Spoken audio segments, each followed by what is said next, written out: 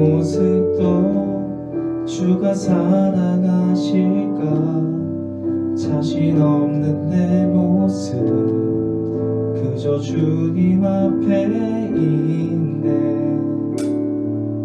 나 같은 자도 사랑하여 주시고 한 번도 나를 떠나지 않으셨네. 아픔 속에 주를 작게 여긴 날 꾸짖지 않으시고 내 손 잡아주시네. 오직 주님 안에 두려움 없네. 고난을 통해 날 만드심을 믿네. 주님만이 내 모든 것 되시네. 주의 강한 손 날 붙드시네. 오직 주님 안에 소망이 있네. 내 삶을 통해 영광 받으실 주님만이 내 모든 것 되시네. 주의 선하심 나 노래하네. 믿음과 삶을 사내신 믿음과 삶을 살아내는 시력이 너무나 다른 내 모습을 볼 때에 이 모습도 주가 사랑하실까? 자신 없는 내 모습 그저 주님 앞에 있네. 나 같은 자도 사랑하여 주시고 한 번도 나를 떠나지 않으셨네. 아픔 속에 주를 작게 여긴 날 꾸짖지 않으시고 내 손 잡아주시네. 오직 주님 안에 두려움 없네. 고난을 통해 날 만드심을 믿네. 주님만이 내 모든 것 되시네. 주의 강한 손 날 붙드시네. 오직 주님 안에 소망이 있네. 내 삶을 통해 영광 받으실 주님만이 내 모든 것 되시네. 주의 선하심 나 노래한 오직 주님 안에 오직 주님 안에 두려움 없네. 고난을 통해 날 만드심을 믿네. 주님만이 내 모든 것 되시네. 주의 강한 손 날 붙드시네. 오직 주님 안에 소망이 있네. 내 삶을 통해 영광 받으실 주님만이 내 모든 것 되시네. 주의 선하심 나 노래하오. 오직 주님 안에 두려움 없네. 고난을 통해 영광 받으신 주님만이 내 모든 것 되시네. 주의 강한 손 날 붙드시네.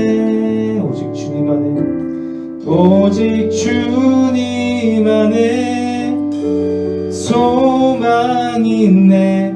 내 삶을 통해 영광 받으실 주님, 주님만이 내 모든 것 되시네.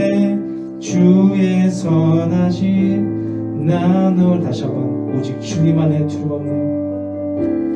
오직 주님 안에 두려움 없네. 고난을 통해 날 만드심을 믿네.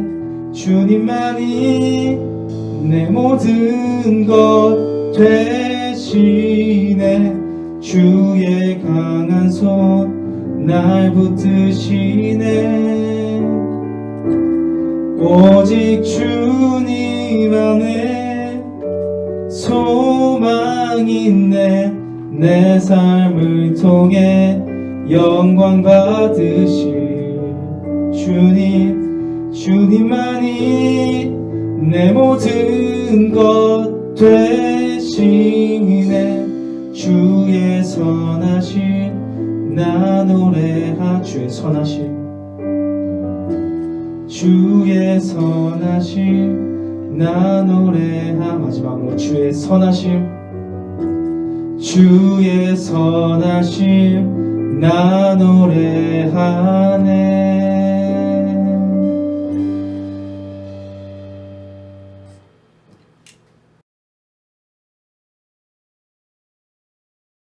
오늘 우리에게 주시는 하나님 말씀은 이사야서 2장 6절부터 9절까지의 말씀입니다. 주께서 주의 백성 야곱 족속을 버리셨음은 그들에게 동방풍속이 가득하며 그들이 블레셋 사람들 같이 점을 치며 이방인과 더불어 손을 잡아 언약하였음이라. 그 땅에는 은금이 가득하고 보화가 무한하며 그 땅에는 마필이 가득하고 병거가 무수하며 그 땅에는 우상도 가득하므로 그들이 자기 손으로 짓고 자기 손가락으로 만든 것을 경배하며 천한 자도 절하며 귀한 자도 굴복하오니 그들을 용서하지 마옵소서. 아멘.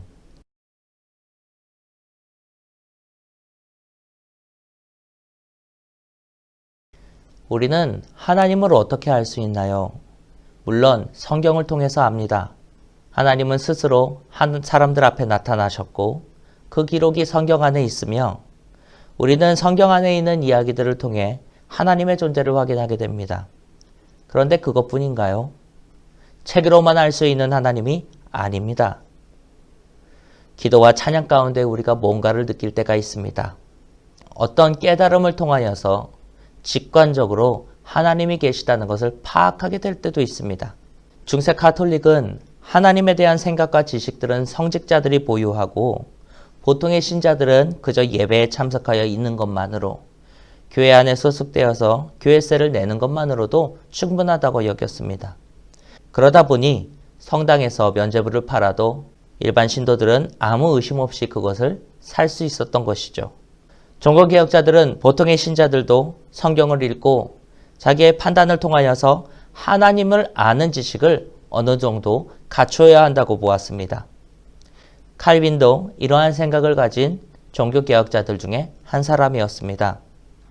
그는 신자들을 교육하기 위하여서 자신의 공부한 신학을 집대성하였고 기독교란 이러한 것이다 라고 하는 내용을 담은 책 기독교 강요를 엮었습니다.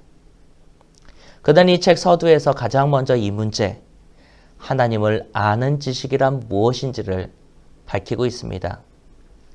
그 내용을 정리하면 다음과 같습니다. 첫째, 사람은 자기를 아는 지식을 통해 하나님을 아는 지식으로 연결된다는 것입니다. 우리 모두는 자기 자신에 대해서 압니다.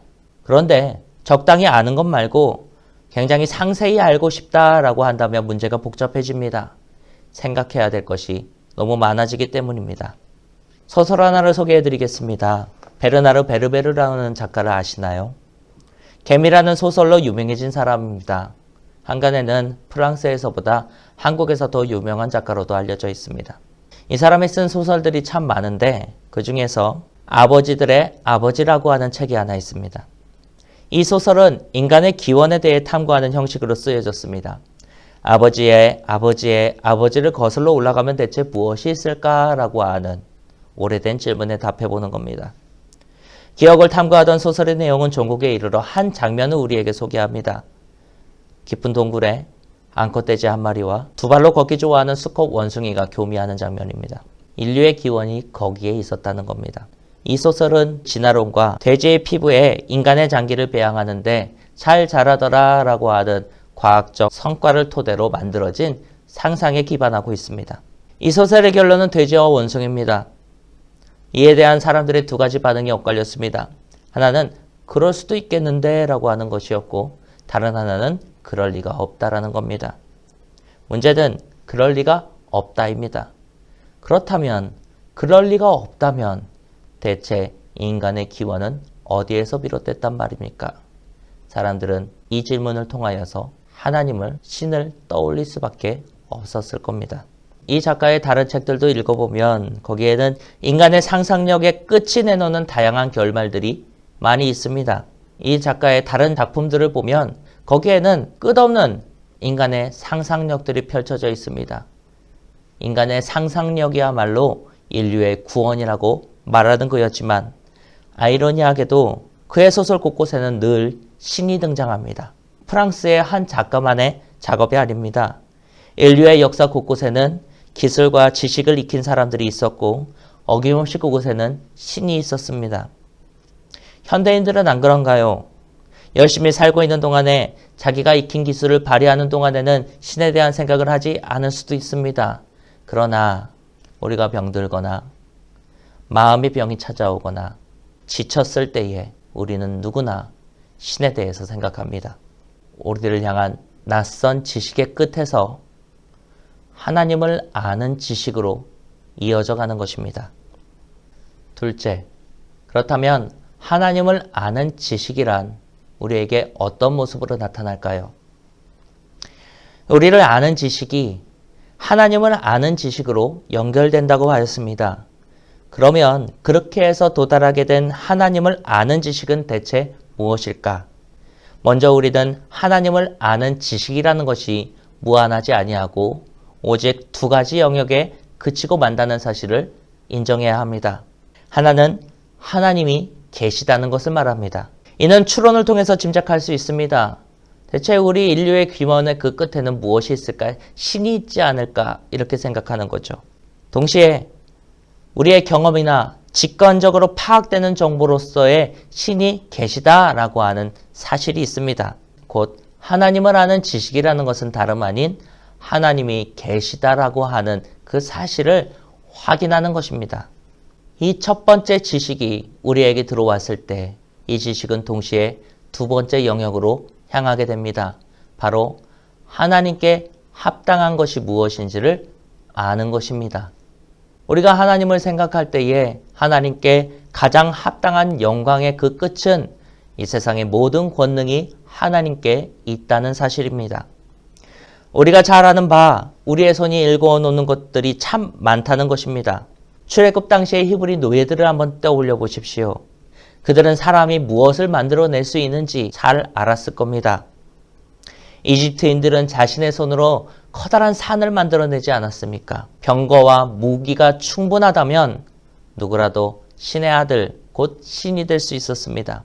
이집트인들이 그러했다면 히브리인들은 그저 노예에 불과한 사람들이었습니다. 그런데 이 노예들이 하나님이 계시다라는 지식을 갖고 거기에서 하나님께 합당한 영광이 무엇인지를 아는 지식을 소유하게 되었습니다. 이 세상의 권능이 하나님께 있다는 것을 알게 된 것입니다. 하나님은 사람이 만들어낸 무엇보다도 더 큰 일을 하였고 스스로 된 신을 넘어뜨립니다. 히브리인들에게는 아무것도 가진 것이 없었습니다. 어떤 것도 이룬 바가 없습니다.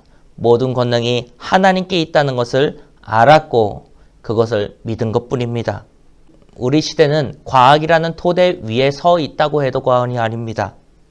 이 과학은 성경 곳곳에 있는 기록들에 대해서 때로는 정면으로 반박하기도 하고 그 오류를 드러내기도 합니다. 과학은 모르는 게 없는 것 같습니다. 구글 신이라고 하지 않습니까? 과학에는 없는 게 없는 것 같습니다. 우리나라에는 쿠팡이 있고 중국엔 알리가 있고 미국엔 아마존과 이베이, 거기서 안 파는 것들이 무엇이랍니까? 온갖 것들이 다 있고 우리가 상상한 모든 것들이 이미 거기에 만들어져 팔리고 있습니다. 이런 상황에서 하나님을 아는 지식이란 무엇입니까? 하나님 계시다고 하는 것이 무슨 의미이며 하나님께 어울릴 만한 영광이 무슨 의미입니까? 바로 그럼에도 불구하고 모든 권능이 하나님께 있음을 아는 것입니다. 히브리인들은 오직 이것으로 하나님의 백성이 되었고 과학의 시대를 살아가는 우리에게도 오직 이것으로 하나님을 믿게 되는 겁니다. 이것을 간에 얼마 전에 깨달은 바가 하나 있습니다. 창세기에 보면 하나님이 윗물과 아랫물을 만드셨다라고 하는 내용이 나옵니다. 뭐 옛날 사람들이야 중력이란 걸 모르고 수증기와 구름의 상관관계도 몰랐으니 얼마든지 그렇게 말할 수 있다. 시적인 표현이고 괜찮은 은유라고 생각했습니다. 그런데 얼마 전 장인어른과 함께 TV를 보고 있는데 집중호우로 인하여서 댐이 가득 차고 한 마을이 온통 물에 잠긴 것을 볼 때에 장인어른이 이렇게 말했습니다. 최서방, 저 물이 대체 다 어디서 왔을까? 구름에서 왔죠. 그런데 그렇게 대답하는 게 스스로 되게 우스웠습니다. 제가 생각하기에도 대체 그 많은 물이 저 구름 속에 있다는 것이 믿기지 않았기 때문입니다. 과학적으로 생각하면야 당연히 그것이지만 그때에만큼은 하나님께서 윗물과 아랫물을 만드셨다는 것이 사실이었습니다. 과학의 토대 위에 만들어진 세상에서 윗물과 아랫물을 만드신 하나님의 권능을 인정하는 것이 바로 하나님을 아는 지식입니다. 하나님의 권능을 어떤 식으로든 우리가 감지하게 된다면 이는 하나님께 합당한 세 번째 지식으로 연결됩니다. 그것은 하나님을 경외하고 하나님 앞에 경건한 마음을 갖게 되는 것입니다. 경건과 경외란 하나님이 베푸시는 온갖 유익들을 아는 데서 생겨나는 것이며 하나님에 대한 두려움과 동시에 하나님을 향한 사랑이 하나로 결합된 상태를 말합니다. 앞의 경험을 통해서 우리는 두려움을 갖게 됩니다. 댐이 물을 막지 못하고 약이 벌레를 어찌하지 못하고 기후의 변화에 과학이 할 수 있는 일은 아무것도 없다고 말할. 그런데 경외와 경건에는 두려움만 있는 것이 아니지 않습니까? 사랑도 있습니다. 두려움에 맞서는 선함이 있는 것입니다. 보트를 타고 고립된 사람들을 구하러 나서는 그들의 마음, 자식을 지키기 위하여서 먼저 그 아이들을 위하는 그 마음, 기금을 내어 돕고 손수복고의 현장을 가서 그들을 돕는 그 마음들, 이 선한 것들이 있지 않습니까? 우리의 이 선함을 거슬러 올라가면 역시 그곳에서 우리는 하나님을 아는 지식, 선함의 근원인 하나님을 만나게 됩니다. 셋째, 우리들이 가지고 있는 무지와 악의에 관한 것입니다. 우리를 아는 지식이 하나님을 아는 지식으로 이어지고 사람들은 자기 삶 속에서 종종 하나님에 대한 경외와 겸손을 배우게 됩니다. 그런데 어찌하여 사람들 100이면 100 그들의 모습 속에서 이러한 면들을 찾아보기가 어렵단 말입니까? 배워서 아는 것만이 아니요, 우리의 본성이 하나님이 계시다는 것을 말해주고 있는데 왜 이 땅에는 여전히 악이 넘쳐나는 것입니까? 첫째, 무지에 의하여서 미신의 마음을 준 사람들이 많기 때문입니다. 자기 자신을 아는 지식이 하나님을 아는 지식으로 연결된다고 할 때 그때 하나님을 자기가 아는 지식에 근거하여 입맛대로 만들어내는 사람들이 있습니다. 또 이러한 사람들이 만들어내는 말들을 철석같이 믿는 사람이 있는 것이죠. 이런 상태에 있으면 하나님께 예배하는 것도 하나님 말씀에 따르는 것도 모두 부질없는 짓이 됩니다. 오염된 수간으로 아무리 닦아본들 깨끗해질 리가 있겠습니까? 이사야 시대의 이스라엘 상황이 이와 같았습니다. 그들에게는 하나님을 아는 지식이 있었습니다. 하나님이 계신 것을 알았습니다. 하나님께 합당한 영광이 무엇인지도 알았습니다. 그런데 그들이 그 토대 위에서 한 모든 행위들을 하나님이 받지 않으시겠다고 하신 겁니다. 왜냐하면 그들 속에 동방의 풍속과 점치는 일과 같은 미신이 자리 잡고 있었기 때문입니다. 자신들에게 좋은 것이 무엇인지 안다고 여기고 그것을 추구하는 동안 그들은 기름 먹은 수건같이 하나님을 아는 지식이 오염되었고 그 지식으로 하는 모든 행위가 하나님과 멀어지게 된 것입니다. 둘째, 악의로 하나님을 아는 지식을 부정하고 지으려는 사람들이 등장했습니다. 이 자금은 오늘날 조금 더 세련되게 우리 속에 들어왔습니다. 세상은 세상의 일이고 하나님은 하나님의 일로 각각 분리하는 겁니다. 하나님의 권능은 교회, 영의 영역에 제한되어 있고 세상의 힘은 우리가 아는 삶의 영역 안에서 무한합니다. 하나님을 아는 지식은 어느 정도 포함하고 있는 것 같지만 교묘하게 하나님을 아는 지식 전체를 오염시키고 하나님의 영향력을 최소화시켜서 가두어 버립니다. 나아가 하나님의 존재 가치를 이 세상 속에서 지워버리는 데 일조하게 되는 것이죠. 이를 본문에서 찾아보면 이스라엘은 금과 은, 병거와 마병에게 그 마음을 빼앗겼습니다. 자기 삶을 지키고 재산을 지키는 이 세속적인 일은 병거와 마병에게 맡기고 마음의 평안이나 전체적인 축복과 같은 이 두리뭉술한 말들을 하나님께 맡겨둔 채에 그들은 세상에 기여하며 살았던 겁니다. 그들은 하나님을 대체할 새로운 우상을 찾았고 그 우상을 섬기면서도 하나님을 믿는 줄 알았습니다. 셋째, 우리의 외식이 하나님을 아는 지식을 방해합니다. 이는 순전한 의도에서 하나님을 섬기는 것이 아니라 조금 다른 동기에서 하나님을 아는 지식에 해당하는 일들을 해나갈 때 나타납니다. 제가 어렸을 때에 태권도 도장을 다녔습니다. 하루는 그 꼬맹이들을 자기 앞에 앉혀놓고 이렇게 말하는 겁니다. 오늘은 관장님이 3인칭으로 말했어요. 오늘은 관장님이 시범을 보여줄 수가 없다.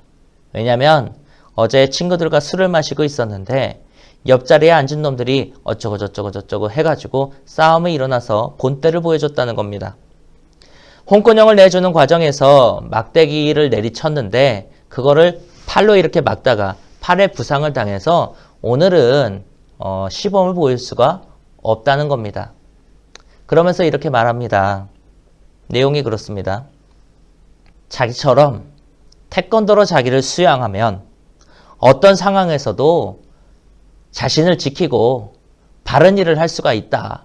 이런 설교를 막 2학년이 된 꼬맹이들 앞에서 한 겁니다. 제가 이 일화를 오래됐지만 기억하고 있는 이유는 이런 말 한 다음에 바로 저에게 한 가지 질문을 했기 때문입니다. 그 관장님은 제가 목사님 아들이라는 걸 알았습니다. 그래서 보란듯이 저를 본보기 삼아 이렇게 물어봤습니다. 너 하나님을 왜 믿냐? 뭐 하나님을 믿느니 내 주먹을 믿어라 이런 거죠. 하나님을 왜 믿냐? 천국 가려고 믿냐? 그때 제 대답이 이랬습니다. 아니요. 천국 가려고 믿는 거 아닌데요. 그래서 재차 묻습니다. 그럼 왜 믿냐? 그 이상은 대답할 수 없었지만 적어도 하나님을 믿는 첫 번째 이유가 내가 천국에 가고 싶어서가 아니라는 것은 알았습니다. 악한 마음을 가지고도 얼마든지 하나님 믿는다. 그렇게 말하며 살아갈 수 있습니다. 악한 의도에서 나온 소욕과 하나님을 믿을 때 주어진다라고 하는 그 유익이 합치될 때에 그렇습니다. 좋은 것을 누리고 싶다라는 의도에 합치한다면 천국 이상의 좋은 것이 어디 있겠습니까? 대적자들 다 무찌르고 싶다는 의도에 합치한다면 여호수아만큼 좋은 말씀이 어디 있겠습니까? 부자로 잘 살고 싶다는 생각에 합치한다면 솔로몬 이야기를 들어야죠.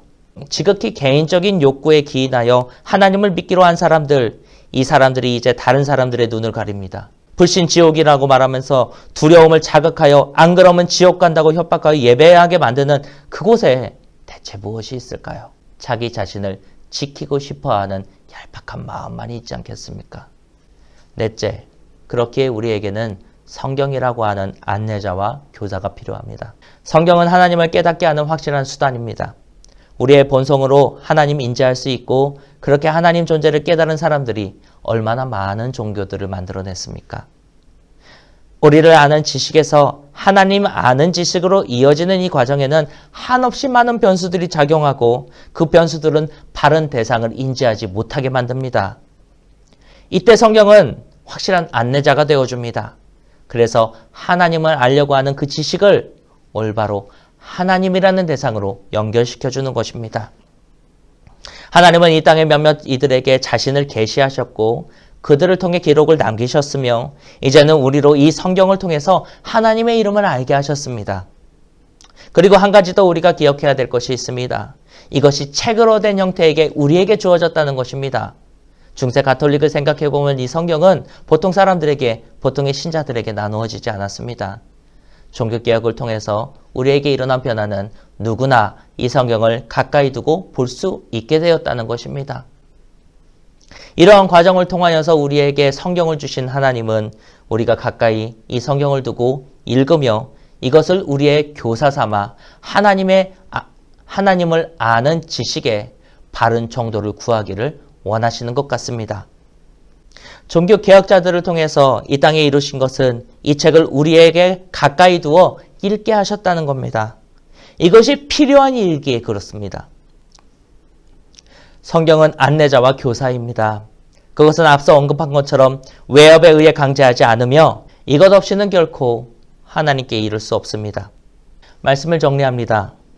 우리를 아는 지식은 하나님을 아는 지식으로 연결됩니다. 그래서 우리는 하나님이 누구인지 알 것 같고 무엇이 믿음인지 알 것 같으며 그가 하나님이 우리에게 무엇을 해줄지도 잘 아는 것처럼 생각합니다. 그러나 여기에는 너무 많은 변수들이 존재합니다.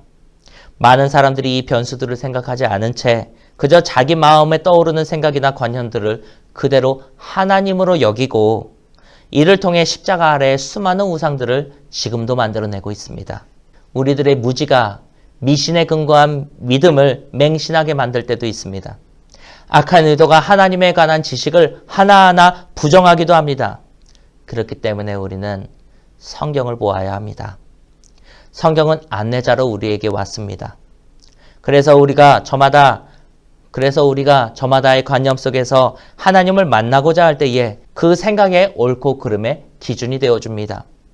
또한 성경은 우리들에게 교사로 왔습니다. 무지와 악의가 우리를 그릇된 길로 안내할 때에 이를 깨닫게 해주는 것입니다. 물론 성경의 말씀과 우리들의 판단 사이에도 많은 변수가 있을 수 있습니다. 그러나 하나님을 아는 지식을 놓지 않고 성경을 그 안내자와 교사로 삼아 살아가기를 바랍니다. 기도하겠습니다. 주님 감사합니다. 오늘 하나님을 아는 지식에 관하여 생각해 보았습니다.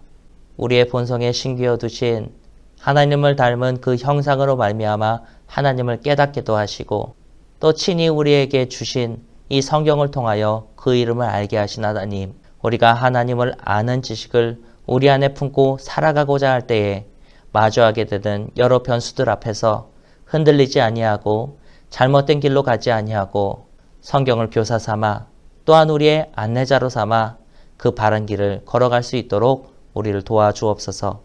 예수 그리스도의 이름으로 기도합니다. 아멘.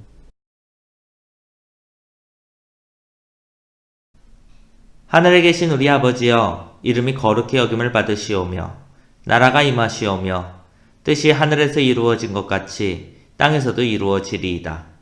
오늘 우리에게 일용할 양식을 주옵시고 우리가 우리에게 죄 지은 자를 사하여 준 것 같이 우리 죄를 사하여 주옵시고 우리를 시험에 들게 하지 마옵시며 다만 악에서 구하옵소서. 대개 나라와 권세와 영광이 아버지께 영원히 있사옵나이다.